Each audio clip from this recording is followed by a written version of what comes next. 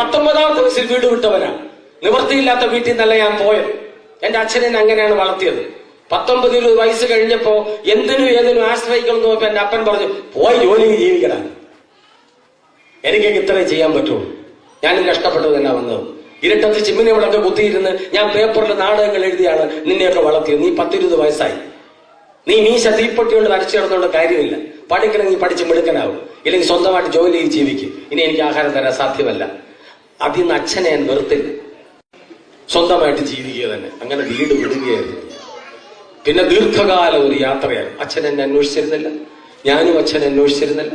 5, 6, 7 വർഷം കോടമ്പാക്കത്ത് അലഞ്ഞ് തിരിഞ്ഞ് പ്രേമത്തിന് വേണ്ടി സാക്ഷാത്കരിച്ച് അങ്ങനെ ഒരു നായര് പെണ്ണിനെ കെട്ടി അവിടെ പോയി തെണ്ടി തിരിഞ്ഞ് ആകപ്പാടെ നശിച്ച് നാമാവശേഷമായി എല്ലാം കുളമായി. അപ്പോഴും ജീവിതം വിട്ടുകൊടുത്തിട്ടില്ല. ജീവിതം വിട്ടുകൊടുക്കുന്ന പ്രശ്നമില്ല. അങ്ങനെ ഒരു പടത്തിൽ അഭിനയിച്ചിട്ട് അപ്പനോടും ചോദിച്ചാൽ ഏതാശാരിക്കും തോന്നുന്ന കാര്യം അത് എനിക്കും തോന്നിയത്. ഈ അപ്പൻ എന്ത് വിചാരിച്ചെന്നെ പറ്റി? ഞാൻ ചത്തുവെന്ന് വിചാരിച്ചു, അല്ലെ ആത്മഹത്യ എന്ന് ഈ അപ്പൻ വിചാരിച്ചു.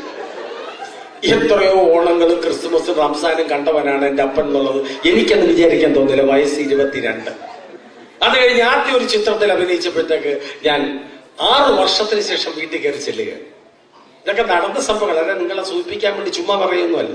അന്ന് ഏതാണ്ട് പെറ്റിക്കോട്ടോ, അന്ന് പെറ്റിക്കോട്ട് എന്നൊരു വസ്ത്രമുണ്ട് പെൺകുട്ടികൾക്ക്. ഇന്നത്തെ പോലെ ബെർമുടോ ജട്ടി കാണാപ്പൊന്നും ഇല്ല. പെറ്റിക്കോട്ട് എന്നൊരു അവസ്ഥയിൽ ഇട്ടിരുന്ന എന്റെ ഇളയ സഹോദരി ഞാൻ ചെന്നപ്പോൾ യുവതിയായി നിൽക്കുന്നു. അവൾ BA ഫൈനൽ ഇയർ പഠിക്കുകയാണ്. ഞാൻ വീട്ടിൽ കയറി ചെല്ലുന്നു. അപ്പൊ അവരുടെ മുഖമൊക്കെ സാധാരണ സിനിമയിൽ കാണുന്നുള്ള വൈകാരിക ഭാവങ്ങളൊന്നും ഞാനിവിടെ കാണിക്കുന്നില്ല. അവൾക്ക് സങ്കടം, അമ്മയൊന്നും വിടില്ല, അമ്മയ്ക്ക് സങ്കടം. അപ്പൊ ഒരു സിനിമയിൽ അഭിനയിച്ചിട്ട് വരികയില്ലേ. അപ്പൊ അമ്മ ചോദിച്ചു, നീ എന്തായാലും വന്നല്ലോ, സന്തോഷമായിരിക്കുന്നു മോനെ. അപ്പോഴും അച്ഛൻ ഓൾ ഇന്ത്യയിൽ പോയിരിക്കുകയാണ്. വന്നപ്പോഴത്തേക്ക് അമ്മ പറഞ്ഞു, അവൻ വന്നോ? ആര്? എന്റെ മോനാ വന്നല്ലോ. ശരി, അവൻ ആഹാരം വല്ലതും കൊടുത്തു. അപ്പൊ അത് കഴിഞ്ഞ ചട്ടമ്പി കല്യാണി എന്നൊരു ചിത്രമാണ് പ്രദർശിപ്പിക്കുന്നത്. അതിന്റെ 25ാമത്തെ ദിവസമാണ്. അപ്പൊ ഞാന് എന്റെ അമ്മയോട് പറഞ്ഞു, സാറിന് ആമ്മക്കൊക്കെ എപ്പോഴും അമ്മയോടാണ് കൂടുതൽ പറയും. അച്ഛനോട് എന്തെങ്കിലും കാര്യം പറയണമെങ്കിൽ ആമ്പിള്ളേർക്കൊരു സ്വഭാവമുണ്ട്, അമ്മയെ ആയുധമാക്കും. പെമ്മക്കള് തിരിച്ചു അച്ഛനെ ആയുധമാക്കും. അപ്പൊ അമ്മയോട് പറഞ്ഞു, ഇങ്ങനെ അമ്മ ഒന്ന് പറയണം, എന്റെ സിനിമയൊന്ന് കാണാൻ. 2 തവണ അമ്മ സൂചിപ്പിച്ചു. അപ്പൊ അച്ഛൻ ഒച്ചത്തിൽ പറയുന്നുണ്ട്, നീ 3-4 തവണ പറഞ്ഞല്ലോ, എനിക്ക് മനസ്സിലായി. എനിക്ക് പത്രം വായിക്കാനൊക്കെ അറിയാം. അവൻ അഭിനയിച്ചൊരു പടം ചട്ടമ്പി കല്യാണി ഡേവിസിന് കളിക്കുന്നുണ്ട്. കോഴിക്കോടാണ് ഈ സംഭവം. ഡേവിസൺ തിയേറ്ററിലുണ്ട് 10-20. അതൊക്കെ എനിക്കറിയാം, ഞാൻ പോയി കണ്ടോളാം. അങ്ങനെ 50 ദിവസം വരെ ഈ ചിത്രം ഓടി. 25 ദിവസം ഞാൻ ഓസിന് ചാപ്പാട് മേടിച്ചു. വേറെ പടമൊന്നുമില്ല. ചട്ടമ്പി കല്യാണി വേറെ ബുക്കിങ്ങിനൊന്നും ആരും വന്നില്ല. ഇതും കഴിഞ്ഞ് ഇനി അടുത്ത ആരെങ്കിലും വിളിച്ചാലേ പോകാനൊക്കെ ഉള്ളൂ. അപ്പൊ അങ്ങനെ 50ാമത്തെ ദിവസം ആകുമ്പോഴത്തേക്ക് ആ ചിത്രം തിയേറ്ററിൽ നിന്ന് മാറ്റി വേറെ പടം വന്നു. 50 ദിവസം അച്ഛൻ കണ്ടില്ല. അപ്പൊ 50 എന്തായാലും ഇങ്ങനൊരു വൈരാഗ്യം അച്ഛൻ വെച്ചോണ്ടിരുന്നത് ശരിയാവുള്ളൂ. എന്തായാലും പോട്ടെ, കട്ട് ചെയ്തിട്ട് തന്നെ അങ്ങ് പോകും. കട്ട് ചെയ്ത് പറഞ്ഞാൽ അച്ഛനെ കൊന്നിട്ട് പോകണമെന്നല്ല, ബന്ധം കണ്ടെങ്കിൽ പോവാം, നമുക്കായി നമ്മുടെ ലോകമായി. അങ്ങനെ അച്ഛൻ കണ്ടില്ലല്ലോ. കണ്ടില്ല, സമയമില്ലായിരുന്നു എനിക്ക്. കാരണം നിന്റെ താഴെ ഒരു പെങ്ങളുണ്ട്, അവളെ കെട്ടിച്ചു വരണം. അങ്ങനെ ഇച്ചിരി ബുദ്ധിമുട്ടുകൾ എനിക്കുണ്ട്. അതുകൊണ്ട് സമയമൊന്നുമില്ല. ഉള്ള സമയത്ത് എഴുത്തുമൊക്കെ ആയിട്ട് ഇച്ചിരി കാശൊക്കെ ഉണ്ടാക്കണം, അതിനുവേണ്ടി നിൽക്കുകയാണ്. എന്നാലും ഒരു മകൻ പോയി അഭിനയിച്ചിട്ട് സ്വന്തം അധ്വാനം കൊണ്ട്, അച്ഛനൊരു എഴുത്തുകാരനല്ലേ, അച്ഛൻ എനിക്കോട്ട് പറഞ്ഞില്ലല്ലോ. അച്ഛൻ എഴുതി എത്രയോ സിനിമകൾ എഴുതി, അതിലെനിക്ക് റോൾ അച്ഛൻ പറഞ്ഞില്ലല്ലോ. ഞാൻ തന്നെ പോയി പല സംവിധായകരെയും കണ്ട് എന്റെ കഴിവ് മനസ്സിലാക്കിച്ച് അവരെ വിശ്വസിപ്പിച്ച് ഒരു റോൾ എടുത്ത് അതിൽ ഏറ്റവും അടൂർ ഭാഷയിലൂടെ അഭിനയിച്ച് ആ ചിത്രം 50 ദിവസം പ്രദർശിച്ചിട്ടും അച്ഛനത് കാണാൻ കഴിക്കില്ലേ? അച്ഛനൊന്നും മിണ്ടിയില്ല. ഞാൻ ചോദിച്ച കേട്ടില്ലേ? ഒന്നും മിണ്ടിയില്ല. അപ്പോൾ ചിത്രം ഇവിടുന്ന് പോയി, ഇവിടുന്ന് മാറ്റി. പറഞ്ഞു, ഇനി അടുത്ത സ്ഥലത്ത് കാണുമല്ലോ, അല്ലെങ്കിൽ വീണ്ടും B ക്ലാസ് തിയേറ്ററിൽ വരുമല്ലോ. ടൗണിൽ നിന്ന് മാറിയാൽ അടുത്ത സ്ഥലത്ത് വരുമല്ലോ. ഇപ്പൊ കോഴിക്കോട് തിയേറ്ററിൽ മാങ്കാവ് എന്നൊരു സ്ഥലമുണ്ട്, അവിടെ ഞാൻ പോയി കണ്ടോളാം.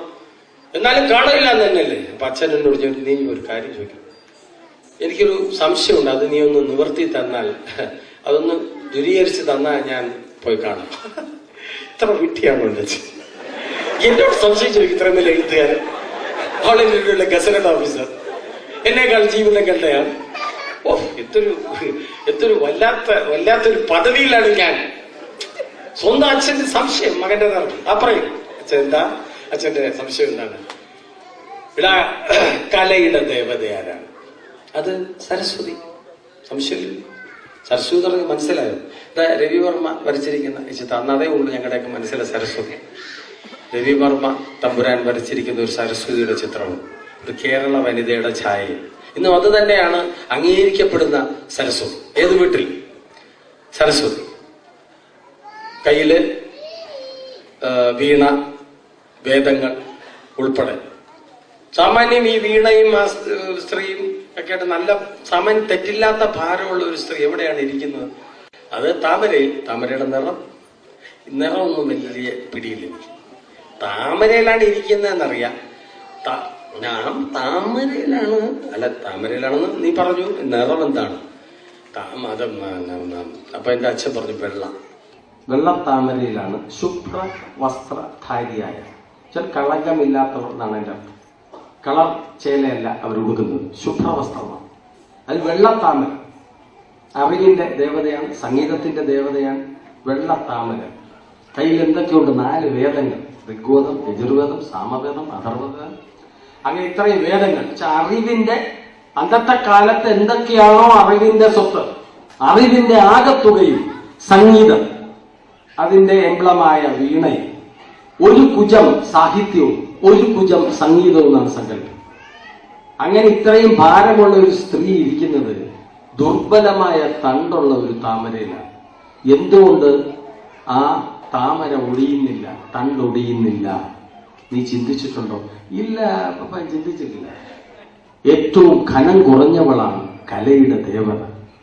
എടാ ഡാഷ് മോനെ, നീ ഒരു ഉണക്ക മലയാള പടത്തിൽ ഏവന്റെയോ പ്രൊഡ്യൂസറുടെയോ ഡയറക്ടറുടെയോ കാല് പിടിച്ചിട്ട് നീ ചെന്ന് ഒരു ഉണക്ക വേഷം ചെയ്ത ശേഷം നീ സ്വന്തം തന്തയോട് വന്ന് നീ അഹങ്കാരം കാണിക്കുകയാണ്. നീ ഇന്നു മുതൽ മനസ്സിലാക്കിക്കും, ഒരു കലാകാരന് ചേരുന്നതല്ല അഹങ്കാരം, ഭൂഷണവുമല്ലവൻ. കാരണം കലയുടെ അധിപതിയായ, കലയുടെയും സംഗീതത്തിന്റെയും അധിപതിയായ സരസ്വതി ദേവി ഏറ്റവും ഘനം കുറഞ്ഞവളാണ്. നീ ഡിക്ഷണറി എടുത്ത് നോക്ക്. ഘനം എന്ന് പറഞ്ഞ പദത്തിന് അഹങ്കാരം എന്നും അർത്ഥമുണ്ട്, ഭാരമെന്നും അർത്ഥമുണ്ട്. അതുകൊണ്ട് ഘനമില്ലാത്തതായിരിക്കുക. നീ ഇപ്പം മനസ്സിലാക്കിയ മനസ്സിൽ നീ കളയുക. നിന്റെ എല്ലാ ഭാവങ്ങളും സിനിമാ ജീവിതത്തിൽ ഒരു നടൻ എന്ന നിലയ്ക്ക് നിനക്കുണ്ടാകട്ടെ. അപ്പൊ അച്ഛാ ഞാൻ ക്ഷമിക്കണം, നിന്റെ അറിവില്ലായ്മ ഞാൻ ക്ഷമിക്കുന്നു. അച്ഛൻ എന്ന നിലയ്ക്ക് എപ്പോഴും ക്ഷമിക്കാൻ ഞാൻ ബാധ്യസ്ഥനാണ്. അമ്മ എന്ന നിലയ്ക്ക് അവൾ മാപ്പ് തരുവാനും ബാധ്യസ്ഥയാണ്. അതുകൊണ്ട് നീ മനസ്സിലാക്കിക്കോ എന്നുള്ള ഇങ്ങനെ പറയുന്ന ഒരു അച്ഛനാണ് എന്റെ ഗുരുനാഥൻ. രൂപമില്ലാത്ത പാറകളിൽ നിന്നും അമൂർത്തമായ ശില്പങ്ങളും, കാട്ടിലെ വൻ വൃക്ഷങ്ങളിൽ നിന്നും മനുഷ്യനെ കോരിത്തെരിപ്പിക്കുന്ന സൗന്ദര്യമുള്ള പ്രതിമകളും, അങ്ങനെ ഏതൊക്കെ രീതി ഭൂമിയുടെ അടിയിൽ കിടക്കുന്ന സ്വർണം എന്ന് പറഞ്ഞ ലോഹത്തിന്, അല്ലെ തങ്കം എന്ന് പറഞ്ഞ ലോഹത്തിൽ നിന്നും കണ്ണഞ്ചിപ്പിക്കുന്ന മനോഹരമായ ആഭരണങ്ങൾ സ്വന്തം ഭാവനയിൽ സൃഷ്ടിച്ച് സ്ത്രീകളുടെ സൗന്ദര്യത്തിന്റെ മാറ്റുകൂട്ടുവാൻ തക്ക കഴിവുള്ള ഒരു സാങ്കേതിക വിദ്യയും ഉപയോഗിക്കാതെ വെറും മനുഷ്യനിർമ്മിതമായ സാഹചര്യങ്ങളിൽ പ്രകൃതിയിൽ നിന്ന് കിട്ടുന്ന സാധനങ്ങളിലൂടെ മാത്രം മനുഷ്യനെ വിസ്മയത്തിന്റെ ലോകത്തിലേക്ക് വളരെ എളുപ്പം കടത്തിവിടുവാൻ പറ്റുന്ന അതുല്യമായ പ്രതിഭാശേഷിയുള്ള ഒരു വിഭാഗമാണ് വിശ്വകർമ്മ. ഒരു ജനവിഭാഗമാണ്. ഒരു കഴിവ് മാത്രമല്ല, ഒന്നിലധികം കഴിവുകളാണ് ഒരു വിശ്വകർമ്മജനുള്ളത്. പാട്ടുപാടുക, ചിത്രം വരയ്ക്കുക, എഴുതുക, പ്രസംഗിക്കുക, അഭിനയിക്കുക, അല്ലെങ്കിൽ നൃത്തം വയ്ക്കുക, അങ്ങനെ എവിടെ ചെന്നാലും കലയുടെ മൗഢോദാഹരണമായിട്ടാണ് ഈ സമുദായത്തെ, ഈ സമൂഹത്തെ ഒരു കാലഘട്ടത്തിൽ കണ്ടിരുന്നത്. വളരെയധികം ബഹുമാനിക്കപ്പെടുന്ന ഒരു സമൂഹമായി. അങ്ങനെ കാലങ്ങൾ കഴിഞ്ഞു പോയ ശേഷം ഇന്നുവരെ മറ്റെല്ലാ ജനവിഭാഗങ്ങൾക്കും അധമരിൽ അധമർ എന്നുവരെ വിധി എഴുതി തള്ളിയവർക്ക് കൂടി വളരെ വ്യക്തമായ ഒരു രാഷ്ട്രീയ ധാരയും, വളരെ വ്യക്തമായ ഒരു ചിന്താധാരയും, വളരെ വ്യക്തമായ സംസ്കാരവും ഉരുത്തിരിഞ്ഞു വന്ന ശേഷവും നമുക്ക് ഇപ്പോഴും വളരെ കാര്യമായി ഒരു പുരോഗതി ഒരു സമൂഹം എന്ന നിലയ്ക്ക് കിട്ടിയിട്ടില്ല എന്നുള്ളതാണ്. എന്നെ സംബന്ധിച്ച് വ്യക്തമായിട്ട് പറഞ്ഞാൽ 1973 എന്റെ ആദ്യത്തെ ചിത്രം റിലീസ് ചെയ്ത് 2005 വരെ പുരുഷ നടന്മാരിൽ ഏക വിശ്വകർമ്മജൻ ഞാനാണ് എന്നുള്ളതാണ്. ഏതാണ്ട് 30-ൽ പരം വർഷം മറ്റൊരു വിശ്വകർമ്മജൻ വന്നിട്ടില്ല എന്നുള്ള. പല ഷൂട്ടിംഗ് സ്ഥലത്ത് ചെന്നപ്പോൾ എനിക്ക് അനുഭവം ഉണ്ടായിട്ടുണ്ട്. വളരെ രഹസ്യമായിട്ട് ചെവി വന്ന് പറയും, ചേട്ടാ ഞാനും ആശാരിയാണ്. എന്താടാ പുല്ലേ നിനക്ക് ഒച്ചത്തി പറഞ്ഞത്? നീ ചെവി പറയാൻ നീ എന്താ കള്ളനോ അല്ലെ തെമ്മാടിയോ അല്ലെ ഗുണ്ടയോ വല്ലോണോ ചെവി പറയാൻ? നിനക്കെന്താ ഇത്ര അപകർഷതാബോധം? നീ ആശാരിയാണെന്ന് പറയാൻ. അപ്പോൾ ഞാൻ പറയാറുണ്ട്, വളരെ അന്തസ്സുള്ള ഒരു സമൂഹമാണ്, വളരെയധികം കഴിവുകളുള്ള, ബുദ്ധിയും സിദ്ധിയും ഏറ്റവും കൂടുതലുള്ള ഒരു ജനവിഭാഗമാണ്, ഒരു മനുഷ്യരാണ്, മനുഷ്യവർഗമാണ്, ദൈവതുല്യരായ മനുഷ്യരാണ്, കലാകാരന്മാരാണ് ഏറിയ പങ്ക്. 100 വിശ്വകർമ്മത്തിൽ 99 പേരും കലാകാരന്മാരാണ്. അറിയപ്പെടുന്ന കലാകാരന്മാരാകണം എന്നുള്ളത് വേറെ വിഷയം. കലയുമായി ബന്ധമില്ലാത്ത ഒരു വിശ്വകർമ്മജനില്ല. അങ്ങനെയൊക്കെ ഇരിക്കെ എല്ലാം സൃഷ്ടിക്കാൻ കഴിവുള്ളവനായ വലിയൊരു പാരമ്പര്യം, ഒരു വൈദിക കാലഘട്ട പാരമ്പര്യം നമുക്കുണ്ടായിരിക്കെ നീ പറയാൻ മടിക്കുന്നു നീ ഒരു വിശ്വകർമ്മജനാണ് എന്നുള്ളത്. അത് തന്നെയാണ് ഈ ജാതിയുടെ ആദ്യത്തെ അധപ്പതനം. ഒരു കുടുംബത്തിൽ ഒരുത്തൻ ജോലി ചെയ്യുകയാണെങ്കിൽ 12 പെങ്ങടെ കല്യാണം അടക്കം അവസാനത്തന്റെ അവന്റെ അമ്മയുടെ പേരടക്കം അവന്റെ പടലേക്ക് വെച്ചോളൂ. കാരണം അവൻ നോക്കട്ടെ. കാരണം ആ പാവം മൂത്ത സന്തതിയായി ജനിച്ചു പോയി ആ വീട്ടിൽ. അത് അവന്റെ കുറ്റമല്ല. ഇതാദ്യം നിർത്തുക എന്നുള്ളതാണ്. അധ്വാനിക്കുന്നവനെ അധ്വാനിക്കാൻ വിടുക. അത് കഴിഞ്ഞാൽ ബാക്കിയുള്ളവരെ നീ അവന്റെ ഓസി തിന്നാതടാ, പോയി ജോലിയിൽ ജീവിക്കടാ എന്ന് വീട്ടിൽ തന്തയും തള്ളയും പറയണം. മൂത്ത മോന്റെ മരണാനന്തര ക്രിയ കണ്ടു കഴിഞ്ഞാലും അളിയൻ ചെറുക്കൻ മുണ്ട് മടക്കി കുത്തി കോണാത്തിനകത്ത് കൈയിട്ട് നടക്കുന്ന കാഴ്ചയാണ് വിശ്വകർമ്മത്തിൽ ഞാൻ കാണുന്നത്. പല ജംഗ്ഷനിലും ഒരു പണിയും ചെയ്യാതെ വെറുതെ മടക്കുറിച്ച് എന്തിവിടെ മറ്റേ ഗൾഫിലാണ്, മറ്റേ ഉടനെ അയച്ചു കുറച്ച് കാശ്. നീ എന്തോന്നാണ്? ഞാൻ ഒന്നും ചെയ്യില്ലണ്ട, നമ്മൾ എന്തിനു ചെയ്യാൻ? നമ്മളിരുമ്പോ ഞാൻ ഇവിടെ നിന്ന് ചൊറിഞ്ഞു നമ്മൾ നിൽക്കുകയാണ്. ഇവന്റെയൊക്കെ മുട്ടുകാല് തല്ലിവിടി ആദ്യമായിട്ട് വേണ്ടത്. അങ്ങനെ ഒരുത്തം വീട്ടിൽ വേണ്ട എന്ന മൂത്ത ചേട്ടൻ വിചാരിക്കണം. എത്രയോ പേര് ആവശ്യമില്ലാത്തവരൊക്കെ ഒന്ന് ജയിലിൽ പോകണം. ഇത്തരം വേസ്റ്റ് ആയിട്ടുള്ള അളിയന്മാരെയും വേസ്റ്റ് ആയിട്ടുള്ള മച്ചാന്മാരെയും ഒക്കെ വീട്ടിൽ നിന്ന് ആദ്യം പുറത്തള്ളണം. ഈ ജാതി നന്നാവണമെങ്കിൽ അവന് പ്രയത്നം എന്താണെന്ന് പറഞ്ഞു കൊടുക്കണം. അത് കഴിഞ്ഞാൽ മക്കളെ വിദ്യാഭ്യാസം നടത്തിക്കുക, അവർക്ക് ഏറ്റവും കൂടുതൽ അറിവ് പറഞ്ഞു കൊടുക്കുക. എത്ര IFSകാരുണ്ട് നമ്മുടെ കൂട്ടത്തിൽ? എത്ര IASകാരുണ്ട്? എത്ര IPSകാരുണ്ട്? ഈ അടുത്ത കാലത്താണ് കുറച്ച് ഡോക്ടർമാരും വക്കീലന്മാരും വന്നു തുടങ്ങിയത്. എന്റെ അച്ഛനൊക്കെ ആദ്യത്തെ ബാച്ചിലെ വക്കീലന്മാരാണ്. അന്ന് അവനെ എന്തിനു പഠിപ്പിച്ചു എന്ന് കുടുംബി വെച്ച ഒരുത്തം ചോദിച്ചു. ഒരാശാരി പഠിപ്പിക്കാൻ പാടുണ്ടോ? അവന് മുഴക്കോലും എടുത്ത് കൊടുത്തു വിട്, അവന് ഉളിയും കൊടുത്തു വിട്. അന്നത്തെ യുവതുർക്കിമാരിൽ ഒരുത്തനായിരുന്നു എന്റെ അപ്പൻ. അങ്ങനെ ഒറ്റപ്പെട്ടു പോയി. അങ്ങനെ അന്നേ വിശ്വകർമ്മ സമുദായം തള്ളിക്കളഞ്ഞവന്റെ മകനാണ് ഞാൻ. അന്ന് എന്റെ അച്ഛനോട് പറഞ്ഞു, മോനെ ഒരു കാരണവശാലും ഈ ജാതി നന്നാകുമെന്ന് തോന്നുന്നില്ല. കാരണം അറിവ് നേടുന്നത് വേണ്ട എന്ന് വിലക്കുന്ന ഒരു സമുദായം ലോകത്ത് രക്ഷപ്പെട്ടിട്ടില്ല എന്നുള്ളതാണ്. അതുകൊണ്ട് നമ്മുടെ കുഞ്ഞുങ്ങളെ പഠിപ്പിക്കുക. എല്ലാ കാലവും ഉളിയും കുട്ടിയോട് ജീവിക്കണമെന്നില്ല. എല്ലാ കാലവും ഉമിത്തിയുടെ മുമ്പിൽ നിന്ന് ഊതണമെന്നില്ല. നമ്മുടെ പൂർവികർ അത് ചെയ്തിരുന്നു. അവർക്ക് അതേ ഉള്ള ഏക മാർഗം.